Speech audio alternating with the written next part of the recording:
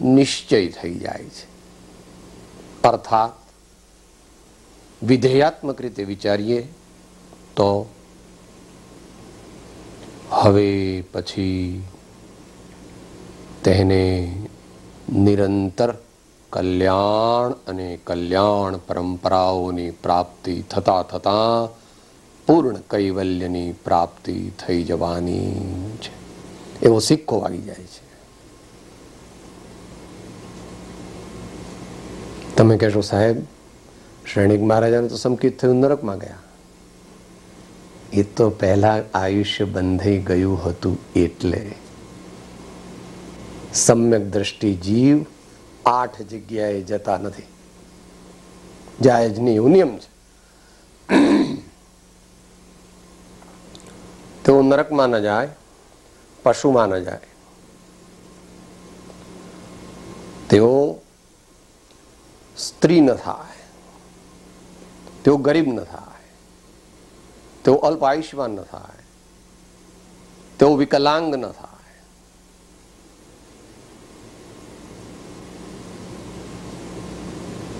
એ પ્રમાણેના 8 જગ્યાઓએ સમ્યક દ્રષ્ટિ જતા નથી. આ એક નિયમ છે. કે નિયમ કોણે બનાવ્યો? કોઈ બનાવ્યો નથી. કર્મ સિદ્ધાંત કોઈએ બનાવ્યો નથી.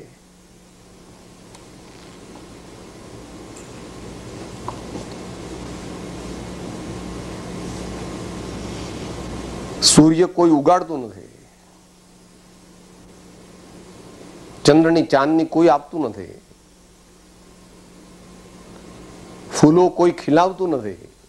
તમે એમ કહો ફારફેચ કે ભાઈ તો માળીએ બરાબર ધ્યાન રાખ્યું એટલે ફૂલ થયા, એમ નહીં. અત્યારે એ અપેક્ષા એ વાત નથી થતી. એવી રીતે કર્મ સિદ્ધાંત કોઈએ બનાવ્યો નથી.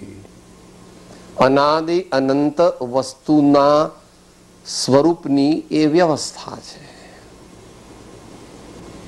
એને દરેક આર્ય દર્શનો માન્ય કરે છે અને ઇમ્પ્લાઇડલી તો દરેક દર્શનકાર માન્ય કરે છે. પણ સૌથી વધારે વૈજ્ઞાનિક અને સૂક્ષ્મ રીતે કેવળ જ્ઞાની પરમાત્માએ તે પ્રકાશ્યું છે, જે આપણે આત્મસિદ્ધિમાં બોલી છે. કર્મ અનંત પ્રકારના તેમાં મુખ્ય 8, તેમાં મુખ્ય મોહને હણાય તે કહું પાઠ. કઈ 148 કર્મની પ્રકૃતિ નથી. એ તો 148 મુખ્ય કર્મની પ્રકૃતિ છે. એમાં પાછી 8 મુખ્ય છે ને એમાં પણ રાજા મોહની છે. અને આજે સમ્યક દર્શનના વિષયમાં એની વાત કરવાની છે. બંને પાસાથી લઈશું. એક સ્થૂળ પાસું, એક સૂક્ષ્મ પાસું અને એક સ્વપ્રત્યયી પાસું, અથવા એક બાહ્ય નિમિત્તોની અપેક્ષાએ, એક અંતરંગ નિમિત્તોની અપેક્ષાએ અને એક ઉપાદાનના સત્પુરુષાર્થની અપેક્ષાએ.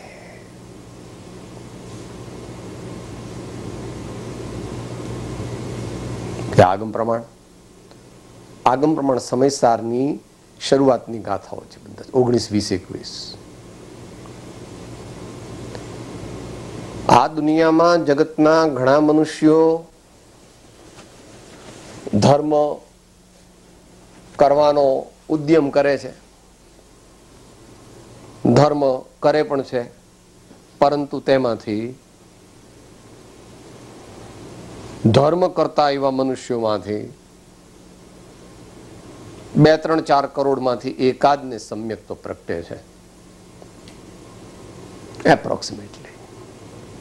There may be about 8 or 10 people with God realization among the 5.5 billion of human beings that are present in the present world.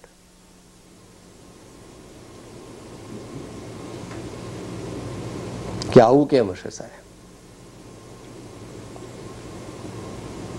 એનો કોઈ એક જવાબ નથી, આવું કેમ હશે. પણ આપણે તો ભગવાને એનું જે એનાલિસિસ કર્યું છે તે આપણે વિચારી શકીએ. વિશ્વ વ્યવસ્થા વિશે વાય એવા પ્રશ્ન કરવાનો કોઈ અર્થ નથી. સાહેબ હું પાપ કરું તો મને પાપ કર્મ કેમ ચોંટે? સાહેબ હું પુણ્ય કરું તો મને કેમ પુણ્ય કર્મ ચોંટે? સાહેબ હું શુદ્ધ ભાવ કરું તો કેમ સંબંધ જરા થાય? સાહેબ સિદ્ધ ભગવાન જે છે તે એક સમયની અંદર સિદ્ધ શિલા પર કેમ પહોંચી જાય? ધીમે ધીમે જાય, 2-4 દિવસે પહોંચે, એવું રાખવું હતું ને. એ બધો આપણા જ્ઞાનનો વિષય પણ નથી ને આપણા અધિકારનો પણ વિષય નથી. આપણે એમાં જવાની પણ જરૂર નથી, કારણ કે આપણું આયુષ્ય માત્ર 100 વર્ષથી ઓછું છે અને આપણે તો જલ્દીથી કામ કરી લેવાનું છે.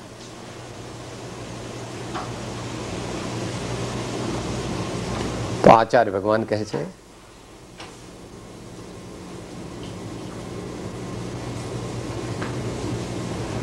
આ મારું હતું, હું એનો હતો.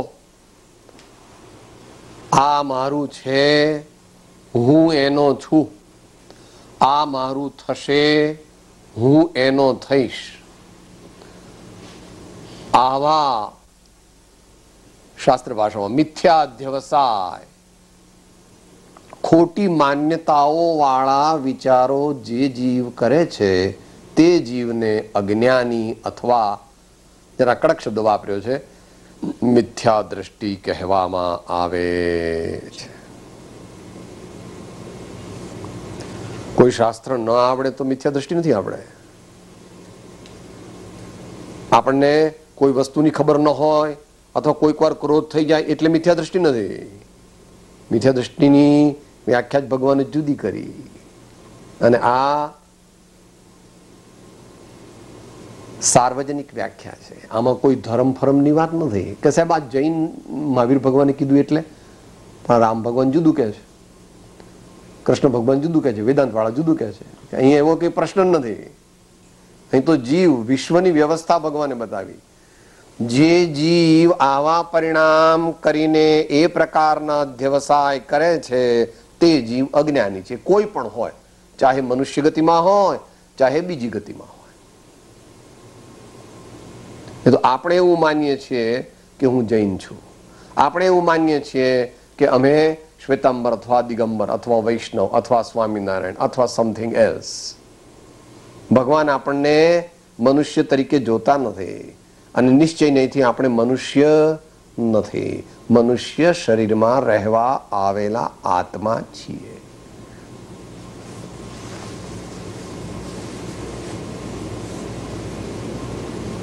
હવે ત્યાં 3 શબ્દ આચાર્ય મહારાજ વિશેષ મૂકે છે.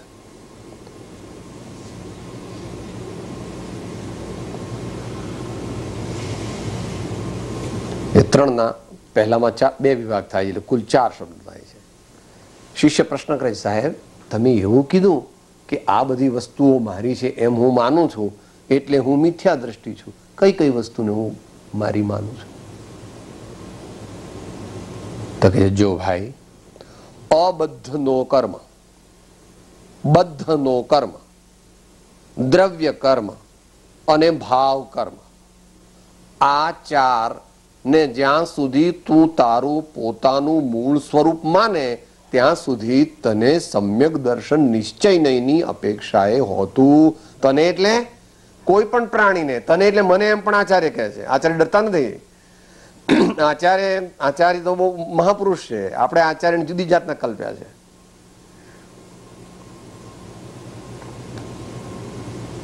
આચાર્ય તીર્થંકર, પણ તીર્થંકરને તો ત્યાં આગળ પાછા ફરવાનો પ્રશ્ન નથી, કારણ કે તીર્થંકરને તો સર્વજ્ઞપણું પ્રગટ થઈ ગયું છે. આચાર્યને પ્રગટ્યું નથી. જે કોઈ જીવ અબદ્ધનો કર્મ એટલે આત્માના પ્રદેશો સાથે નહીં બંધાયેલા એવા જડ પરમાણુઓના સમૂહો, પણ સ્થૂળ સમૂહ. આત્મા ના પ્રદેશો સાથે નહીં બંધાયેલા એવા જડ પરમાણુઓના સમૂહ, તેને અબદ્ધ નો કર્મ કે છે, સ્થૂળ. Those which can be visualized, say, with eyes in conventional terms.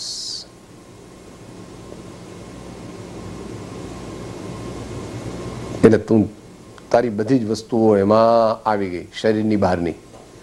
શરીર સિવાયની આ દુનિયાની સમસ્ત વસ્તુઓ અબદ્ધનો કર્મમાં આવી ગઈ.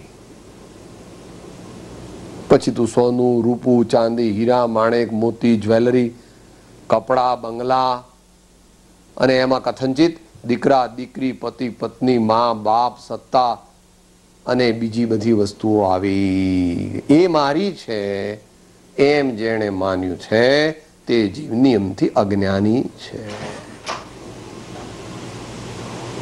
હવે બીજી વાત મૂકે છે, બદ્ધનો કર્મ. બદ્ધનો કર્મ એટલે આત્માના પ્રદેશો સાથે એક ક્ષેત્રાવગાહ નિબદ્ધ સ્થૂળ કર્મ, સ્થૂળ પરમાણુઓનો સમૂહ. આત્માના પ્રદેશો સાથે એક ક્ષેત્રાવગાહ રૂપે બંધાયેલા સ્થૂળ જડ પરમાણુઓનો સમૂહ. એટલે એમાં મુખ્યપણે આવે છે શરીર, પણ સૂક્ષ્મપણે આવે છે વાણી,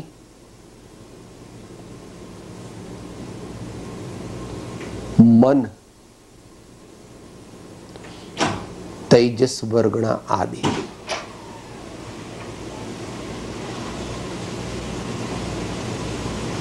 હવે ત્રીજી વાત કરે છે,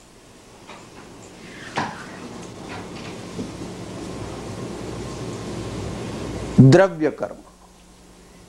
આત્મા સાથે બંધાયેલા કેવળ જ્ઞાન ગમ્ય સૂક્ષ્મ જડ પરમાણુઓના સમૂહ, જ્ઞાનાવરણી આદિ, તેને ભગવાન દ્રવ્ય કર્મ કહે છે.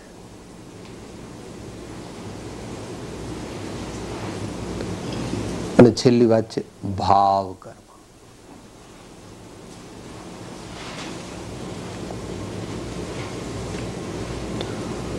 જીવના અજ્ઞાન અને અસંયમને લીધે ઉપજતા, સમયે સમયે ઉપજતા, ક્ષણે ક્ષણે નવા નવા ઉપજતા અશુભ ભાવો અને શુભ ભાવો, આ તેને ભગવાન ભાવ કર્મ કહે છે.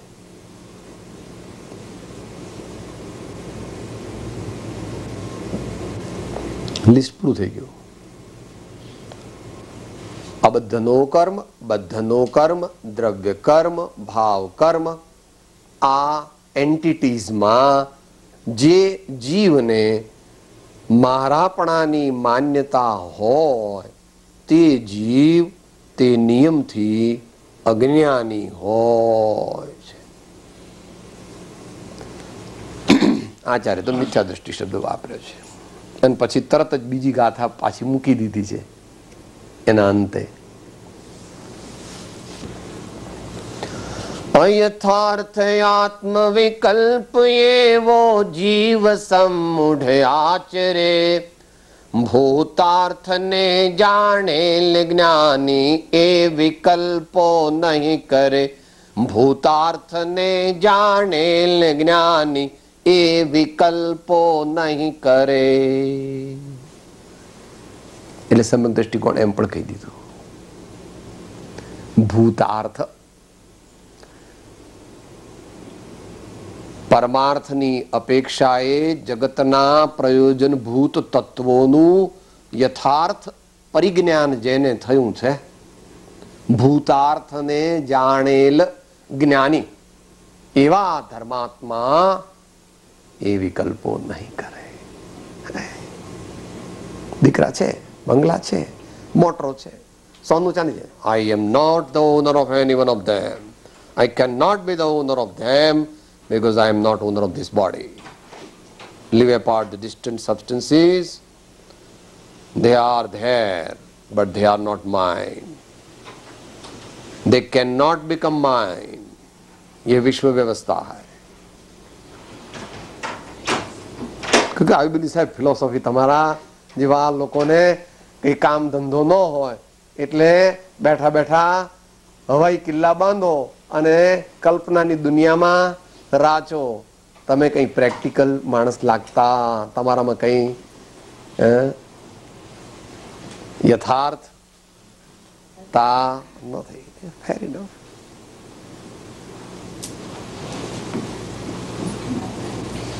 હમણાં આવતા મોટરમાં પદ બોલ્યા ને એ પદ પુનિત મહારાજનું છે. એમણે બીજી એક ધૂન લખી છે, આમ તો પદ લખ્યું છે, એમાં આ સિદ્ધાંત કયા છે. બોલજો. કોઈ કોઈનું નથી રે, કોઈ કોઈનું નથી રે, કોઈ કોઈનું નથી રે, કોઈ કોઈનું નથી રે, કોઈ કોઈનું નથી રે, કોઈ કોઈનું નથી રે, કોઈ કોઈનું નથી રે, કોઈ કોઈનું નથી રે. નાહક ના મરે છે સૌ મથી મથી રે, કોઈ કોઈનું નથી રે. નાહક ના મરે છે સૌ મથી મથી રે, કોઈ કોઈનું નથી રે. નાહક ના મરે છે સૌ મથી મથી રે, કોઈ કોઈનું નથી રે.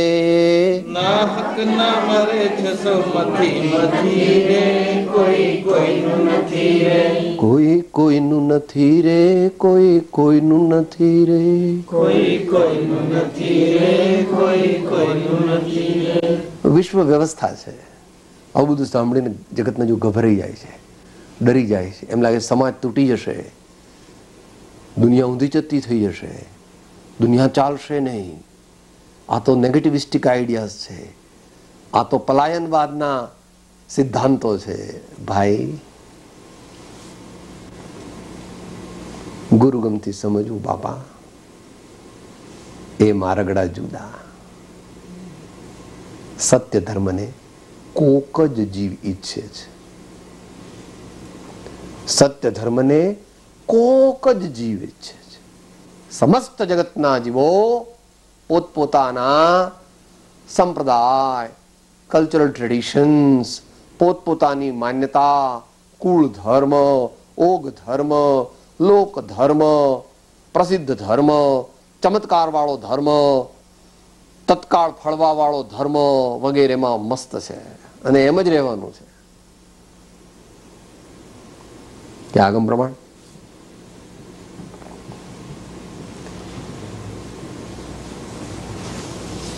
વિરલા જાણે તત્વને, વિરલા શ્રદ્ધે કોઈ, વિરલા ધ્યાવે તત્વને, વિરલા ધારે કો.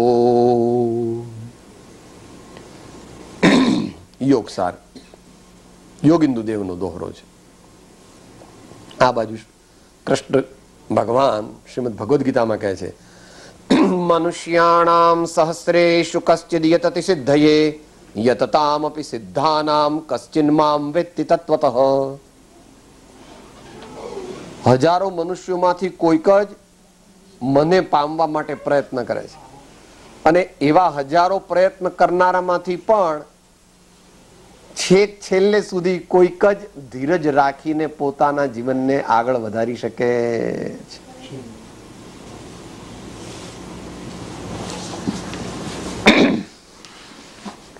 એટલે એ વિશે સંતોએ ઘણી વાત કરેલી છે.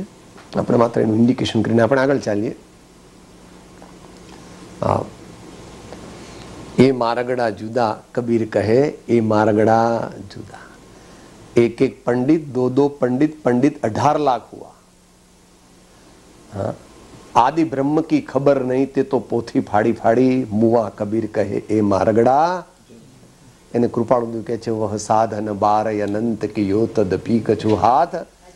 એને શ્રી કુંદકુંદ સ્વામી કહે છે, બહુલોક જ્ઞાન ગુણ રહિત આપદ નહીં પામી શકે, રે ગ્રહણ કર તું નિયત આ જો કર્મ મોક્ષે છાતને. 205 સમયસા. માટે ઠીક છે, જગતના જીવોને કોઈકને, મોટા ભાગને તો ધર્મ સાંભળવો નથી. થોડાકને સાંભળવો છે શોખ તરીકે, થોડાકને સાંભળવો છે સારું સોશિયલ સ્ટેટસ મળે એટલે, થોડાને સાંભળવો છે કે જીવનમાં આપણે સમાજમાં ધર્મી કહેવાઈએ તો સારું, કેટલાકને ઇન્ટેલેક્ચ્યુઅલ એક્સરસાઇઝ તરીકે છે, કેટલાકને પ્રોફેશન તરીકે છે, અને બાકીનાને શરીરની ક્રિયા તરીકે છે. આમ કરોડો મનુષ્યો ધર્મ કરતા દેખાય છે, પણ એમાંનો એક પણ સત્ય ધર્મને પામતો નથી.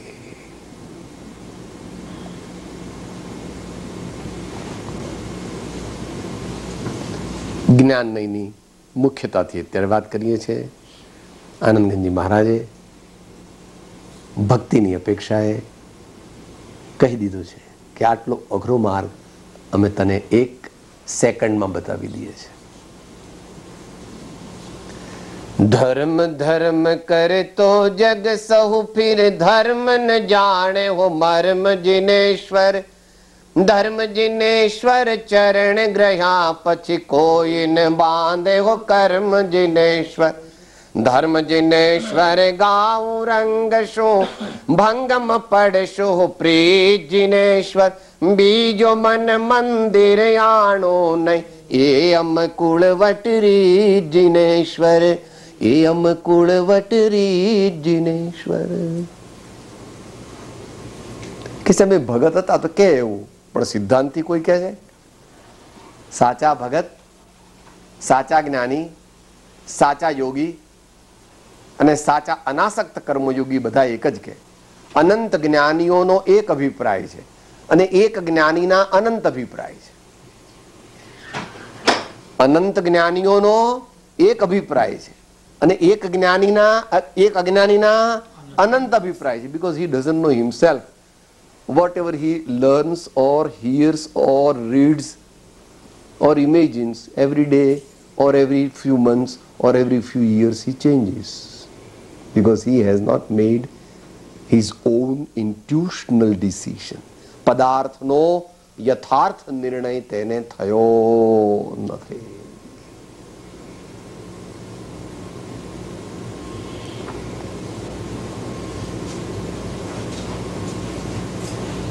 તો ધર્મ જ્ઞાન માર્ગની મુખ્યતાથી આરાધો, ફેર ઇનફ. ભક્તિ માર્ગની મુખ્યતાથી આરાધો, ફેર ઇનફ. ધ્યાન માર્ગની મુખ્યતાથી આરાધો, ફેર ઇનફ. અથવા અનાસક્ત સેવા યોગના માધ્યમથી આરાધો, ફેર enough. So long as you accept the existence and the propriety of the other paths, your path is okay, accepted. અનેકાંત દ્રષ્ટિયુક્ત એકાંત દ્રષ્ટિને જે સેવ્યા કરે, અનેકાંત દ્રષ્ટિયુક્ત, જ્યાં જ્યાં જે જે યોગ્ય છે તહાં સમજવું તે, ત્યાં ત્યાં તે તે આચરે, આત્માર્થી જન તે. એવા કોક જ હોય લાખોમાં કરોડોમાં એકાદ. તો વાત ચાલી જીવને કેમ સમ્યક દર્શન પ્રગટ થતું નથી, પોતાનો આત્મા કેમ અનુભવમાં આવતો નથી.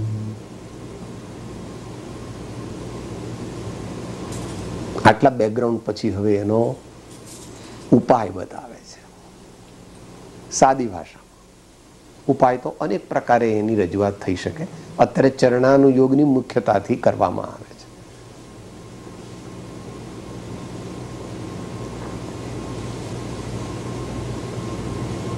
એમાં કર્ણાનુયોગ અને દ્રવ્યાનુયોગ પણ સાથે વણી લેવામાં આવશે, પણ મુખ્યતા ચરણાનુયોગની છે. અને ધર્મ કરવો હોય તો તેને દ્રવ્યાનુયોગથી સમજી અને ચરણાનુયોગથી આચરવો એ પદ્ધતિ છે. સામાન્યપણે કે સાહેબ ધર્મ કરવો હોય તો શું કરવું, તો કે દ્રવ્યાનુયોગથી સમજવું અને ચરણાનુયોગથી જીવનમાં ઉતારવું એ સામાન્ય છે. બાકી તો ધર્મ કેમ કરવો એ ગુરુગમને આધીન છે. जिन प्रवचन दुर्गम्यता थाके अतिमतिमान, अवलंबन श्री सदगुरु सुगम अने सुख खान.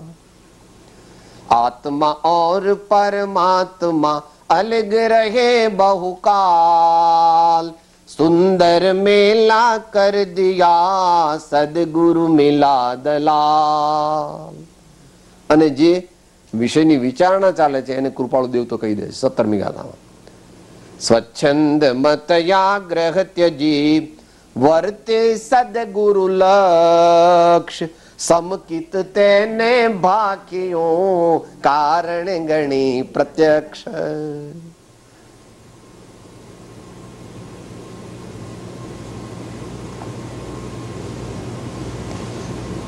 તો હવે સુપાત્ર શિષ્ય પૂછે છે, હે ભગવાન, આ દુઃખમાંથી હું કેમ બચી શકું અને મારા સહજ આનંદની મને કેવી રીતે પ્રાપ્તિ થાય? તો કે ભાઈ ધીરે ધીરે થાય, ધીરે ધીરે થાય અને તારા પુરુષાર્થના પ્રમાણમાં થાય. તમારી દુનિયામાં જે કાયદા લાગુ પડે છે તે અધ્યાત્મ સાધનામાં પણ લાગુ પડે છે. તમે મોટા માણસ છો દુનિયાના, એટલે તમારે ઘેર ચા કોફી બધાને પીરસો ત્યારે કેવી રીતે પીરસો છો? અત્યારે સાહેબ અમારે તો એવું રિવાજ કે ચા કે કોફી કે દૂધ કે ઉકાળો જે હોય ને તે બધું મોડું જ રાખવાનું અને શુગર અને ઇક્વલ બે મૂકી દેવાના. અમારે ઘેર આવે એમાંથી 80% તો ઇક્વલ વાળા જ હોય, કારણ કે શેઠ કોણ? બરાબર ને ભાઈ? શેઠ કોણ? હાઈપર ટેન્શન હોવું જ જોઈએ, 1-2 હાર્ટ એટેક આવી ગયા હોવા જોઈએ, પેપ્ટિક અલ્સર હોવું જોઈએ, અને ઇન્સોમનિયા હોવો જોઈએ, અને એકાદ બાયપાસનું ઓપરેશન પણ થઈ ગયું હોય તો અમે મલ્ટી મિલિયોનેર કહેવાઈએ. આમાંનું જો બીજું એકે ઓછું હોય તો અમને ન ગમે, આટલું તો જોઈએ જ અમારે. એટલે અમારે ઘેર જે આવે એ પણ બધા એવા જ હોય કે કોઈ શુગર લઈ શકે, બધાને ઇક્વલ પર. ત્યાં આગળ સેકરીન કે છે. આ એવી રીતે અહીંયા પરમાર્થમાં એમ કે છે કે ભાઈ તારે ઘેર એવી વ્યવસ્થા કે છે કે જેને જોઈએ એટલું, જેટલું ગળ્યું હોય એટલું લો. એમ અહીંયા ભગવાન કહે છે તું જેટલો સત્પુરુષાર્થ કરે એટલો તારો મોક્ષ થાય, અને જેટલો પ્રમાદ અને અજ્ઞાન અને ડિલેઇંગ પોલિસી છે એટલું જ તું તારા જાતને પોતે ખાડામાં નાખી રહ્યો છું. પણ જેમ પેલું કૂતરું હોય એ સૂકું હાડકું ચાવે અને પોતાના પેઢામાંથી લોહી નીકળે એટલે એમ માને કે આ હાડકામાંથી બહુ સરસ લોહી આવે છે, મને ખાવાની પીવાની મજા આવે. એમ જગતના જીવો પોતાના આત્માનું ખૂન થવાથી થતા વિકારી ભાવોને ભોગવીને એમ માને છે કે ઓહો સાહેબ ગુલાબજાંબુ એટલા ફર્સ્ટ ક્લાસ થયા છે, જો એટલા પોચા ને એટલા. સાહેબ પૂરણપોળી તો એવી થઈ છે આજે વાત ના પૂછો, અને એમાં પકોડી પૂરી સેવ ઉસળ તો એવા થયા છે કે મને બહુ મજા આવે. સાહેબ એર કન્ડિશન છે ને, ઠંડી હવા, બહુ મજા આવે સાહેબ. અને પાછું તરત બોલે સુખ પ્રાપ્ત કરતા સુખ ટળે છે, લેશયે લક્ષે લહો ક્ષણ ક્ષણ ભયંકર ભાવ મરણે કા અહોરાચીર. એવો મૂઢ આ જીવ ભગવાનના ની વાણીને એણે પોતાના મ્યુઝિકનું એક સાધન બનાવ્યું છે. વાંધો નહીં તું એ બનાવે તો, પણ એની સાથે સાથે ભાવ જો હશે તો જ કામ થશે. બાકી કરોડો વાર સમયસાર બોલી જાય ને, લાખો વાર તત્વાર સૂત્ર બોલી જાય, હજારો વાર ગીતા બોલી જાય અને લાખો વાર આત્મસિદ્ધિ બોલી જાય, પણ આ રીતે બોલી જાય તો આત્માને મોક્ષ માર્ગ મળે, નિશ્ચય મોક્ષ માર્ગ મળે.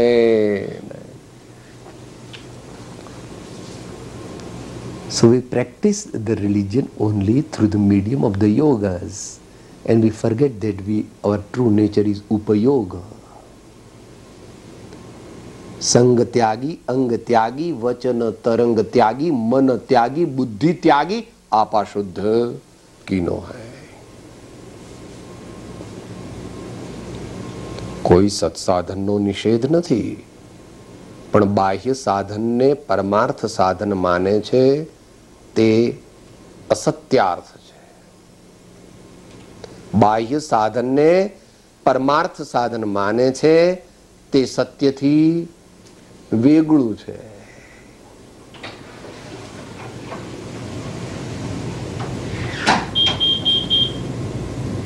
એટલે કહે છે કે ભાઈ તારે જો સત્ય પામવું હોય, એટલે કે આ પર પદાર્થનું સ્વામીપણું અંતરમાંથી છોડવું હોય તો તેનો ઉપાય તે સત્સંગ છે.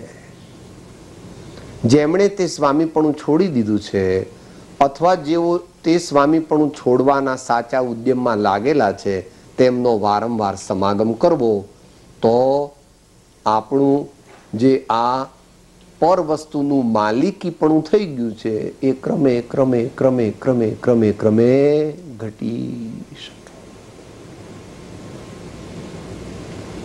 સૌથી મોટો દોષ એ છે. પત્રાંક 108 વચનામૃતમાં એ વાત લીધી છે. તારો દોષ એટલો જ કે અન્યને પોતાનું માનવું અને પોતે પોતાને ભૂલી જવું. તે સત્સંગ મોટો વિષય છે. માત્ર 2-3 પોઈન્ટ લઈને આપણે નેક્સ્ટ. જ્યારે સત્સંગ કરવા જઈએ ત્યારે જેવી રીતે બૂટ અને ચંપલ બહાર કાઢ્યા તેમ પોતાનું અહમ મમત્વ પણ ત્યાં બહાર કાઢીને આવવું જોઈએ. સત્સંગની સભામાં બેઠા તો પહેલા તો આવ્યા અડધો કલાક મોડા, એમાં બેઠા સૌથી પાછળ, એમાં વળી પાછા ટેકો દઈને બેઠા અને જોવા માંડ્યા કોણ આવ્યું છે, શું વ્યવસ્થા છે, પંખો ચાલે છે બરાબર, ફલાણા ભાઈ તો દેખાય નહીં, ફલાણા બેન નથી આવ્યા. 2-4 મિનિટ થાય એટલે 2-4 બગાસા ખાય છે. પાછું એટલું મોટીથી બગાસું ખાય કે વાત ન પૂછો. અને જો વધારે ચાલ્યો સત્સંગ તો ભારતમાં તો પેલા ખિસ્સામાંથી તમાકુની ડબ્બી લઈને 2-4 સટાકા લગાવી દે અને મનમાં શું ચાલે છે, જા બેઠો છે સત્સંગમાં, આવો છું હું, આવો છું, કરોડપતિ છું, મારા 4 દીકરા છે, મારા 7 કન્સર્ન છે, આ વર્ષે તો $3 મિલિયન પ્રોફિટ છે, હવે આ બીજું લાવવાનું છે. બેઠો છે સત્સંગમાં અને વાતો ચાલે છે અંદરમાં. હી હેઝ જસ્ટ એના પડોશી નહીં બેસાડે છે સત્સંગમાં, પોતે તો રખડવા ચાલ્યો ગયો. તો આ કઈ ગ્રહણ કરી શકતું નથી. ગ્રહણ કરનારો તો સત્સંગમાં જે સત્સંગ માટે આવ્યો તો એ તો રખડવા ગયો, અને સત્સંગમાં જે સાથે લાવ્યો તો પડોશીને અહીંયા રેપ્રેઝેન્ટેટિવ તરીકે બેસાડ્યો છે ને એ તો રખડવા ગયો છે. આ પ્રકારના વિવિધ ભાવો સત્સંગમાં હોય ત્યાં સુધી આ જીવને કરોડો વર્ષો સુધી સત્સંગ કરે આવો તો પણ આપણા અખા ભગત કહે છે, તિલક કરતા 53 ગયા, જપ માળાના નાકા ગયા, કથા સુણી સુણી ફૂટ્યા કાન, તોય ન આવ્યું બ્રહ્મ જ્ઞાન. હવે નેક્સ્ટ ટોપિક. આ 1993 ઈસવીસન ચાલે છે અને આ દુનિયા એ દક્ષિણ ભરત ક્ષેત્રનો એક નાનો ભાગ છે. અહીંયા બેઠા છીએ, અમેરિકા ખંડ કહેવાય છે, એવો બીજો એશિયા ખંડ છે, આફ્રિકા ખંડ છે, યુરોપ ખંડ છે, ઓસ્ટ્રેલિયા ખંડ છે. દક્ષિણ અમેરિકાને જુદો ગણો તો એ છે.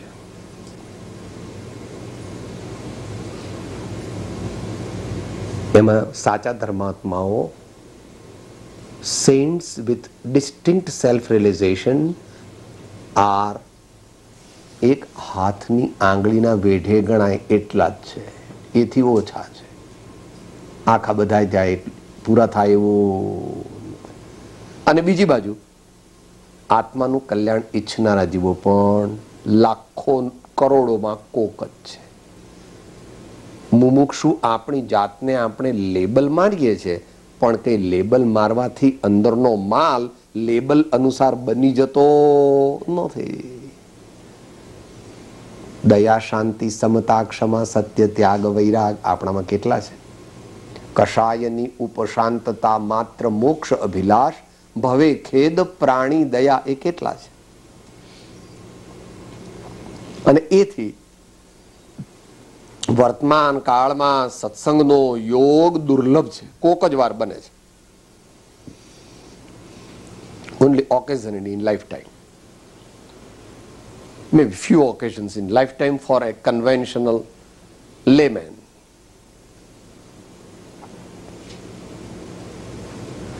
આગમ પ્રમાણ વચનામૃત કહે છે 500 ગાઉ જશો તો પણ જ્ઞાની મળવા દુર્લભ છે. ગાઉ એટલે તમે એ પ્રમાણે ત્યાંનો નો તો 2 માઇલનો એક ગૌ એટલે 1000 માઇલ જશો તો પણ સાચા જ્ઞાનીનો યોગ થવો દુર્લભ. અને પેલી બાજુ કહે છે કોઈ અન્ય સ્વરૂપમાં મુમુક્ષુ અને કોઈક અન્ય સ્વરૂપમાં મુનિ જોઈ અને પરમ આશ્ચર્ય અને દુઃખ ઉપજે છે. એટલે સત્સંગનો યોગ કોક જ ધર્માત્માઓને, જિજ્ઞાસુઓને, સાચા આત્માર્થીઓને થઈ શકે છે. એટલે પછી જ્ઞાની ભગવંતોએ બીજો પણ માર્ગ બતાવ્યો, જે આપણે આત્મસિદ્ધિમાં પણ કહ્યો, અને જ્ઞાની ભગવંતોએ પણ તે ગૃહસ્થના અને મુનિના બંનેના દૈનિક ચર્યામાં મૂક્યો છે. શ્રી આત્મસિદ્ધિ શાસ્ત્ર કહે છે આત્મા દેય અસ્તિત્વના જેહ નિરૂપક શાસ્ત્ર, પ્રત્યક્ષ સદગુરુ યોગ નહીં ત્યાં આધાર સુપાત્ર, અથવા સદગુરુએ કહ્યા જે અવગાહન કાજ, તે નિત્ય વિચારવા કરી મતાંતર ત્યાજ.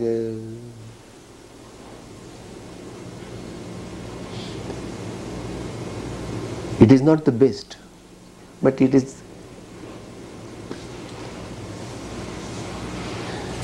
जब सबसे अच्छा नहीं मिलता है तो कुछ न कुछ तो चलाना पड़ता है.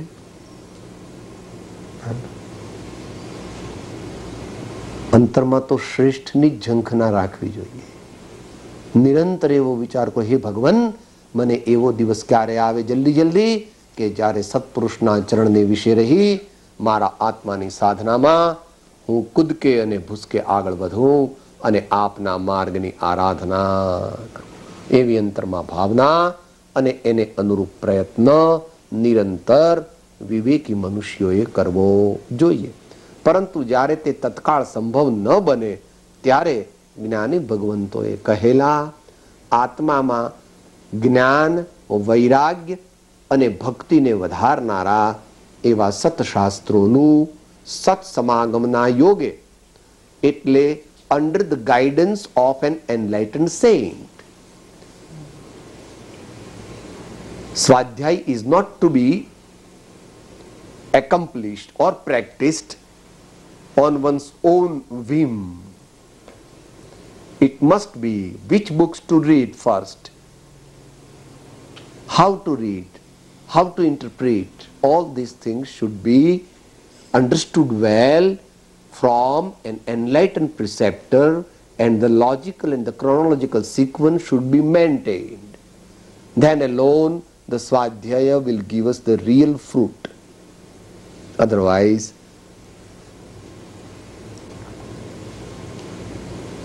જો હોય પૂર્વ ભણેલ નવ પણ જીવને જાણ્યો નહીં તો સર્વતે અજ્ઞાન ભાખ્યું.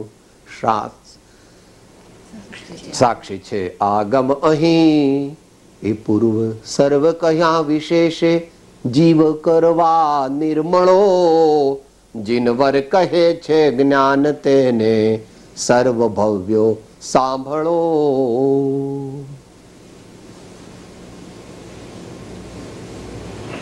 શાસ્ત્રમાં માર્ગ કયો છે? મર્મ તો સત્પુરુષના હૃદયમાં રહેલો છે.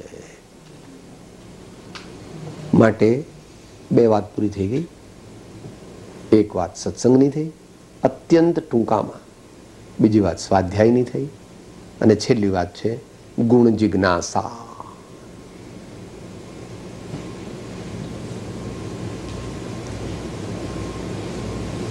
સત્પાત્રતા વધવા માટે જે આધ્યાત્મિક ગુણોનો વૈજ્ઞાનિક વિકાસ કરવામાં આવે તેને ગુણ જિજ્ઞાસા કહેવામાં આવે છે. એવા ગુણો આપણા જીવનમાં પ્રગટ થવા જોઈએ કે જે દ્વારા સર્વજ્ઞ સદગુરુનો બોધ આપણા અંતરમાં પરિણામ પામી અને આપણને અમૃત તત્વનો પરમ આનંદનો અનુભવ કરાવે.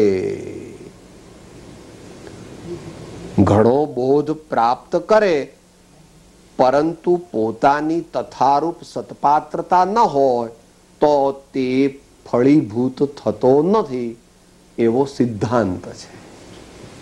આગમ પ્રમાણ કે પત્રાંક 506 તું વિચારી જજે તારી જાતે. શ્રી આત્મસિદ્ધિ શાસ્ત્ર કહે છે દશાન એવી જ્યાં સુધી જીવ લહે નહીં જોગ મોક્ષ માર્ગ પામે નહીં મટે ન અંતર રોગ. સર્વજ્ઞ ભગવાને કહેલી છે આ વાત વિશેષપણે, પણ એ સર્વમાન્ય છે. પાછી એવું નથી કે મહાવીર પ્રભુ જ કહે છે. વેદાંતમાં પણ ષટ સંપત્તિ આદિથી સંપન્ન હોય તે મુમુક્ષુને જ આત્મજ્ઞાન આદિ પ્રાપ્ત થઈ શકે છે. માટે આ વાત સર્વ ધર્માત્માઓએ માન્ય કરેલી છે. માટે આપણે આપણા જીવનની અંદર એવો એક માસ્ટર પ્લાન પણ બનાવવો જોઈએ અને પછી એક મિનિએચર માસ્ટર પ્લાન પણ બનાવવો જોઈએ કે જેથી આપણા જીવનમાં એવા ઉત્તમ અધ્યાત્મ જ્ઞાન માટે આપણી સત્પાત્રતા વધારનારા સદગુણો પ્રગટ થાય. દુનિયાવાળા 5 year પ્લાન બનાવે છે, ફર્સ્ટ 5 year પ્લાન, પછી સેકન્ડ 5 year પ્લાન બનાવે છે. હા, અને મુમુક્ષુ પોતાનો પણ એવો પ્લાન બનાવે છે કે જેથી આગળ વધતા વધતા વધતા વધતા વધતા બની શકે તો આ ભાવમાં એવી દશા લાવવી, ન બની શકે તો આગલા મનુષ્ય ભાવમાં એ દશા લાવવી,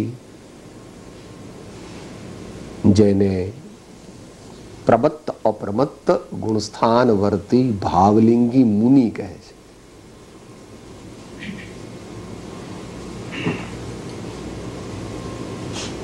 અત્યારે સંભવ નથી તો પણ તેની ભાવના કરવી. તત્કાળમાં સંભવ તો સર્વથા અસંભવ છે એમ પણ નથી, કારણ કે એમ કહેવાથી આગમનો અપલાપ થાય છે. પરંતુ જેવા મુનિ કહ્યા છે તેવા મુનિ દેખાતા નથી. છતાં આપણે તો ગુણગ્રાહક દ્રષ્ટિ રાખીને જ્યાં જ્યાંથી સારું શીખવા મળે ત્યાંથી આપણે ગ્રહણ કરવું જોઈએ, તો જ આપણો મેળ પડે એવું છે. વ્યવહારમાં પણ તમે એમ કરો છો, તમે એમ કહો કે અત્યારે કોઈ કુંદકુંદાચાર્ય જેવા કે પૂજ્યપાદ સ્વામી જેવા કે સમંતભદ્ર આચાર્ય જેવા કોઈ મહારાજ મળે તો હું એમનો સમાગમ કરું ને એમનો બોધ લઉં, તો કે એ તો બનવાનું જ નથી. એટલે એનો અર્થ એમ કે ત્યાં સુધી તેમ માન્યું કે તારા કલ્યાણનો માર્ગ બંધ છે અને તેથી તું ખોટા રસ્તે છો.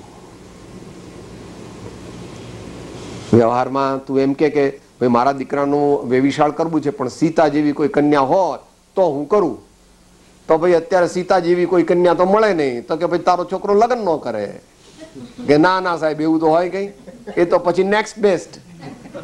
તો ત્યાં તો તરત એમ કે છે કે નેક્સ્ટ બેસ્ટ. હે, ત્યાં તો નેક્સ્ટ બેસ્ટ કે છે, કારણ કે પહેલા જ તે ભૂલ કરી કે તારો દીકરો રામ છે. એ તો વિચાર્યું ને પછી સીતા શોધવા નીકળ્યો. એમ અત્યારે આપણે કહીએ સાહેબ જો કુમકુમ સ્વામી મને મળે ને, જો પૂજ્યપાદ સ્વામી મળે ને, એનો અર્થ એમ કે એને દીકરાને એટલે પોતાના આત્માને આત્મ જ્ઞાનથી ને આત્મ કલ્યાણથી વંચિત રાખવો એ બને. Accept the best under the circumstances. It may not be up to the mark, but then ભગવાનનો માર્ગ છે. ગુણથી ભરેલા ગુણી જેને દેખે હૈયું મારું નૃત્ય કરે, એ સંતોના ચરણ કમળમાં મુજ જીવનનો અર્ઘ્ય વહે. તો કરવું જોઈએ. ગુણ જિજ્ઞાસા, આ ત્રણનું કોમ્બિનેશન કરવાથી હવે એન્ડમાં કર્ણાનુયોગમાં જવું પડશે. કારણ કે આત્મદર્શન સૂક્ષ્મ વસ્તુ છે. આત્મદર્શન એટલે સમ્યક દર્શન સૂક્ષ્મ વસ્તુ છે. અત્યારે કર્ણાનુયોગમાં જઈશું નહીં, કારણ કે મને શ્રોતાઓની પૂરી ખબર નથી, વળી સમયની પણ મર્યાદા છે. એટલે ટૂંકમાં કર્ણાનુયોગમાં જેટલું મિનિમમ જવું પડે એટલું જઈએ છીએ.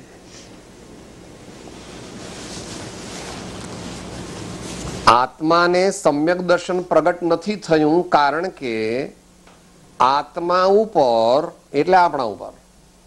જ્યારે આત્મા એવું કહી ત્યારે પોતા તરફ જોવું, હું આત્મા છું. આપણા ઉપર મોહની કર્મના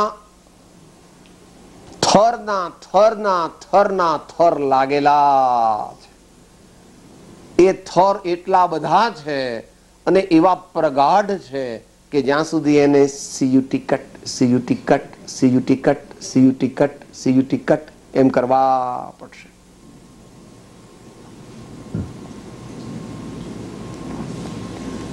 જેમ જેમ મિથ્યાત્વ મોહની કર્મનો અર્થાત જનરલ મોહની કર્મનો રસ અનુભાગ તૂટતા જાય તેમ તેમ આત્માના ગુણો પ્રગટ થતા જાય. પ્રગટ થતા જાય એટલે યથાપદવી આત્મા પોતાના બંધનમાંથી રિલેટિવલી મુક્ત થાય. રિલેટિવલી મુક્ત થાય. પછી શાસ્ત્ર એમ કહે છે કે અંતકોડા કોડી સાગર પ્રમાણ, જ્યારે તે બંધ રહે અને અર્ધપુદ્ગલ પરાવર્તન સંસાર પ્રેમણ જ્યારે જીવનું બાકી રહે ત્યારે કરણ લબ્ધિનો પુરુષાર્થ તે કરી શકે. અને એમાં અધઃકરણ, અપૂર્વકરણ અને અનિવૃત્તિકરણના પરિણામ જ્યારે જીવ કરે ત્યારે મોહની કર્મનો વિચ્છેદ થઈ જાય છે અને આત્મા મિથ્યાત્વ મોહનીથી છૂટીને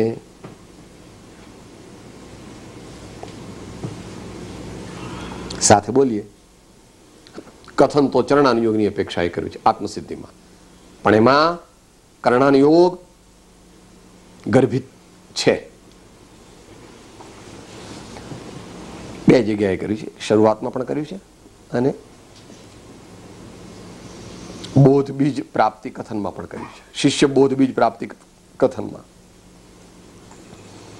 જ્યાં પ્રગટે સુવિચારણા ત્યાં પ્રગટે નિજ જ્ઞાન, જે જ્ઞાને ક્ષય મોહ પામે પદ નિર્વાણ. સદગુરુના ઉપદેશથી આવ્યો અપૂર્વ ભાન, નિજ માહી લયો દૂર થયો. એ પ્રમાણે સમ્યક દર્શનની પ્રાપ્તિના અવરોધ બાહ્ય છે, અંતરંગ છે અને આ જીવના પ્રમાદ અને વિષય લોલુપતાને લીધે અને અજ્ઞાનને લીધે પણ છે. તેને જે ભવ્ય જીવ દૂર કરે છે તેને અત્યારે પણ સમ્યક્ત્વની પ્રાપ્તિ થાય છે. ક્રમે ક્રમે તે મોક્ષ માર્ગમાં આગળ વધે અને પરમાત્મા પદનો અનુભવ કરી શકે છે. અંતમંગળ 2 છે.